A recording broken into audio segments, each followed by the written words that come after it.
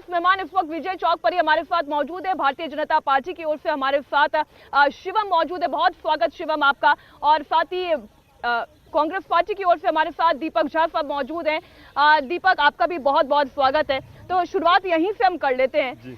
आप उन्हें मणिपुर हिंसा याद दिला रहे थे, उन्होंने आपको तो सिख नरसंहार याद दिला दिया, उन्होंने आपको कश्मीर की हिंसा याद दिला दी, उन्होंने मणिपुर पर कांग्रेस शासनकाल के दौरान क्या क्या हमले हुए थे वहां से लेकर असम के साथ सौतेला व्यवहार तक याद दिला दिया। देखिए, मैंने आपको अभी शेर बोला था, फिर से बोलूंगा।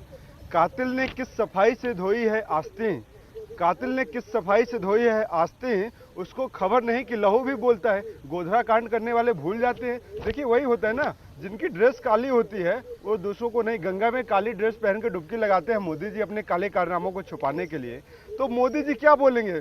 मोदी जी दादाजी की उम्र के हो गए हैं, दादाजी की उम्र के मोदी जी, तो मोदी दादा बोल सकते हैं। आप एक मैसेज देना चाह रहे हैं दीपक जी? देखिए, मैं तो काला, इस कलर है ना, 7 रंग होते हैं, तो रंग में से कोई भी रंग चुनिए। लेकिन जिनको रंगों से परहेज है, जिनको रंगों से परेशानी है, वो हमारे प्यारे दादाजी मोदी जी।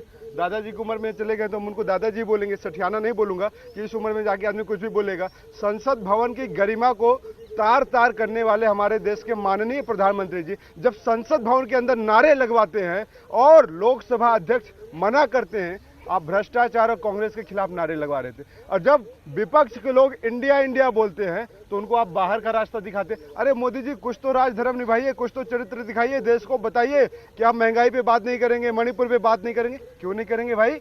आपको थरथराई करने के लिए संसद भवन 2 घंटे चाहिए, मणिपुर के लिए 2 मिनट में आपने निकाल दिया। देश में लेकिन मणिपुर पर जब वो बोले, एक मिनट दीपक जी, मैं आ रही हूँ शिवम आपके पास भी। बोले क्या बोले? सुनिए ना, जब मणिपुर के ऊपर वो बोले तब तो विपक्ष ने वॉकआउट कर लिया। विपक्ष संसद में मौजूद क्यों नहीं रहा? देखिए, विपक्ष संसद में मौजूद क्यों नहीं रहा? आपका 2 घंटे 10 मिनट आपने निकाल दिए। मोदी जी 2 मिनट बचा के रखे थे कि 2 मिनट बोलेंगे और इसका इतिश्री कर देंगे, जैसे अंतिम में हवन कर देंगे, पूर्णाहुति कर देंगे। बात यह है, जिस मणिपुर पे पहले बोलना चाहिए था, जिस मणिपुर को पहले मोदी जी को बताना चाहिए था हम वहां पे क्या कर रहे हैं शांति व्यवस्था के लिए। आपने सीएम का इस्तीफा नहीं लिया, कोई बात नहीं, आप खुद नहीं गए, कोई बात नहीं, लेकिन आपने व्यवस्था क्या किया वहां पे?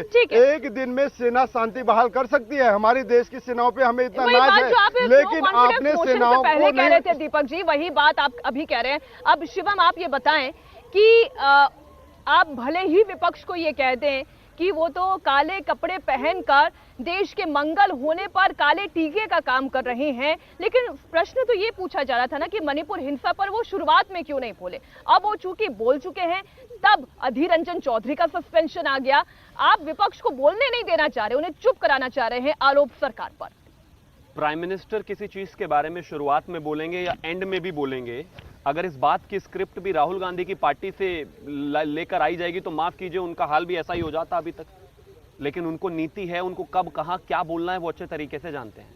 आधे घंटे पहले भी वही शेर सुनाया था और आधे घंटे बाद भी कांग्रेस के प्रवक्ता वही शेर सुना रहे हैं। मतलब लॉजिक्स की इतनी कमी तो मैंने कहीं कभी देखी नहीं। और तीसरी बात, इन्होंने कहा कि मणिपुर के बारे में 2 मिनट बोला। 2 मिनट नहीं बोला इस देश के प्रधानमंत्री ने। मणिपुर के बारे में, नॉर्थ ईस्ट के बारे में अप्रॉक्सीमेटली 40-42 मिनट बोला, जिसमें से मिजोरम के बारे में भी बोला, जिसमें मणिपुर के बारे में भी बोला, जिसमें अगरतला रेल के बारे में भी बोला, गुड्स ट्रेन के बारे में भी बोला, एयरपोर्ट के बारे में भी बोला, वहां के हालात के बारे में भी बोला, और जितनी बार वहां पर हिंसा हुई उसके बारे में भी बोला।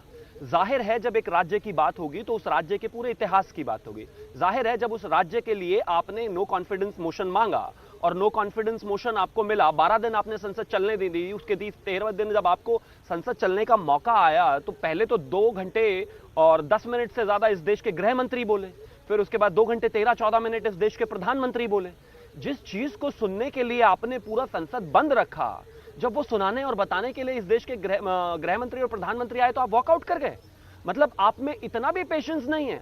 किसी चीज का जवाब अगर मांगा तो जवाब तो सुनकर जाते हैं, लेकिन जवाब सुनने की हिम्मत इसलिए नहीं है क्योंकि जानते हैं कि जब जवाब की बारी आएगी तो सवाल जवाब में सारी चीजें निकल कर आएंगी। प्रधानमंत्री ने कहा ना, अपने ही देश में वायुसेना से अपने ही नागरिकों पर मिजोरम में बम गिराने वाले कांग्रेसी आज अगर मणिपुर पर सवाल जवाब करेंगे तो मुझे लगता है उनको संसद शर्म भवन लेकिन आएगी। में अधीर रंजन चौधरी का देखिए, सस्पेंशन, दीपक जी 10 एक मिनट, मिनट है, झूठ नहीं नहीं बोलने नहीं का झूठ नहीं, सुनिए ना सुनिए, भाजपाइयों का एक सभ्य पुराना तरीके से इतिहास चर्चा रहा चल रही है, है। उसको आगे बढ़ने देते हैं। लेकिन अधीर रंजन चौधरी का सस्पेंशन, कभी राहुल गांधी का सस्पेंशन, कभी अधीर रंजन चौधरी का सस्पेंशन, आखिर हो क्या रहा है? सरकार के लोग सीधा आपने- सीधा नारे टारगेट लगा कर रहे हैं हैं वहाँ। विपक्ष को, ये आरोप है सरकार पर। आपने कहा सभ्य तरीके से चर्चा चल रही है, कांग्रेस प्रवक्ता को कि चलने देना चाहिए। सभ्यता और कांग्रेस दो अलग अलग चीजें हैं, वो दोनों एक साथ चल ही नहीं सकती।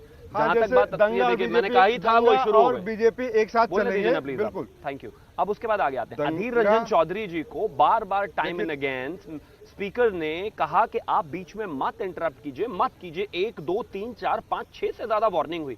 आप क्या एग्जाम्पल सेट करना चाहते हैं? जब लोकसभा, राज्यसभा, संसद चलते हैं तो इस देश को दुनिया देखती है, और होता है कि जब इस देश के प्रधानमंत्री एटलीस्ट जवाब देने आए हैं और ऐसे संवेदनशील मुद्दों पर, जो मुद्दा महिलाओं से जुड़ा हुआ है, तो बेहतर है कि आप उसको सुन लो। वहां पर कोई स्कोरिंग पॉइंट्स वाली माहौल नहीं है, ऐसा सिचुएशन नहीं है वहां पर कि अधीर ठीक रंजन है। चौधरी को काउंटर। जब अधीर रंजन चौधरी को मौका मिला तो देते।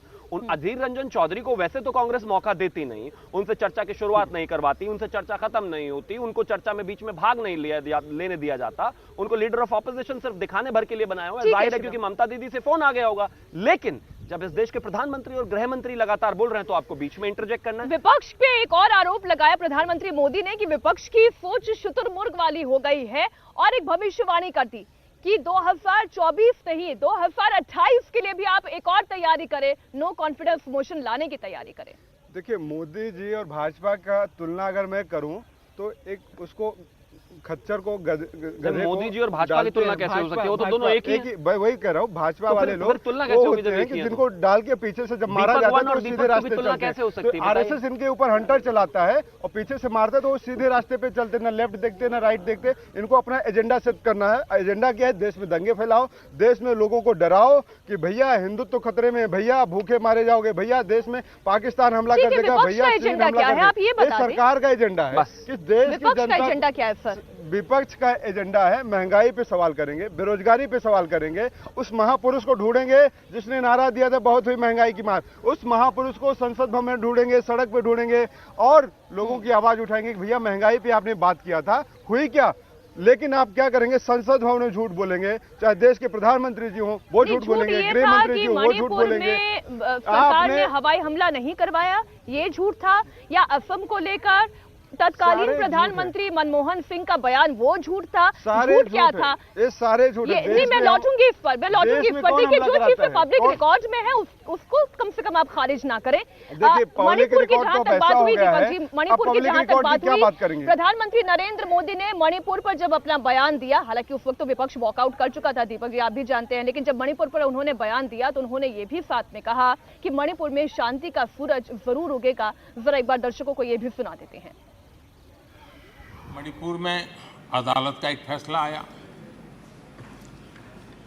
अब अदालतों में क्या हो रहा है वो हम जानते हैं, और उसके पक्ष विपक्ष में जो परिस्थितियां बनी, हिंसा का दौर शुरू हो गया और उसमें बहुत परिवारों को मुश्किल हुई, अनेकों ने अपने स्वजन भी खोए, महिलाओं के साथ गंभीर अपराध हुआ और ये अपराध अक्षम्य है और दोषियों को कड़ी से कड़ी सजा दिलवाने के लिए केंद्र सरकार, राज्य सरकार मिलकर के भरपूर प्रयास कर रही है और मैं देश के सभी नागरिकों को आश्वस्त करना चाहता हूं कि जिस प्रकार से प्रयास चल रहे हैं, निकट भविष्य में शांति का सूरज जरूर उगेगा। मणिपुर फिर एक बार नए आत्मविश्वास के साथ आगे बढ़ेगा। मैं मणिपुर के लोगों से भी आग्रहपूर्वक कहना चाहता हूं, वहां की माताओं, बहनों, बेटियों से कहना चाहता हूं, देश आपके साथ है, ये सदन आपके साथ है। इंडिया टीवी हर वक्त हर जगह डाउनलोड करने के लिए सर्च करें India TV news Google play store या ऐप स्टोर पर।